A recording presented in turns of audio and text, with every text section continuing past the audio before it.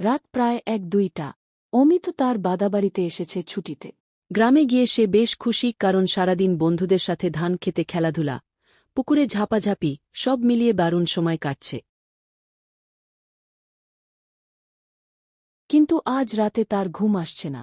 জানালার বাইরে চাঁদের আলো ধানের ক্ষেতের উপর পড়ে সোনালি আভা তৈরি করেছে। অমিত জানালার পাশে দাঁড়িয়ে দারুণভাবে উপভোগ করছিল। হঠাৎই একটা কেমন যেন শব্দ শুনতে পেল। ঠেক ঠেক, ঠেক ঠেক। মনে হল কেউ যেন পায়ের কাঠি দিয়ে মাটিতে আঘাত করছে। শব্দটা একবার ধানক্ষেত থেকে আসে, একবার বাড়ির পিছন দিক থেকে। অমিত সাহসী ছেলে। সে জানালা দিয়ে তাকিয়ে দেখার চেষ্টা করল, কিন্তু কুয়াশায় কিছুই দেখা যায় না। সন্ধ্যায় বাদু একটা গল্প বলছিলেন, যেখানে ধানক্ষেতের পাশে নাকি একজন বুড়ো কৃষক রাতে ফিরে আসে। লোকটা মারা গেছে অনেক বছর আগে, কিন্তু এখনও তার আত্মা নাকি জমি পাহারা দেয়। অমিত হেসে উড়িয়ে দিয়েছিল সেই গল্প, কিন্তু আজ শব্দটা যেন সেই গল্পের সাথে মিলে যাচ্ছে। অমিত ফ্ল্যাশলাইট হাতে নিয়ে বেরিয়ে পড়ল। ধীরে ধীরে পেছনের উঠোন দিয়ে এগোতে লাগল। তখনই সে দেখল ধানক্ষেতের মাঝখানে একটা ছায়ামূর্তি দাঁড়িয়ে আছে। সে ফ্ল্যাশলাইট চালাতেই সেই ছায়া উধাও হয়ে গেল।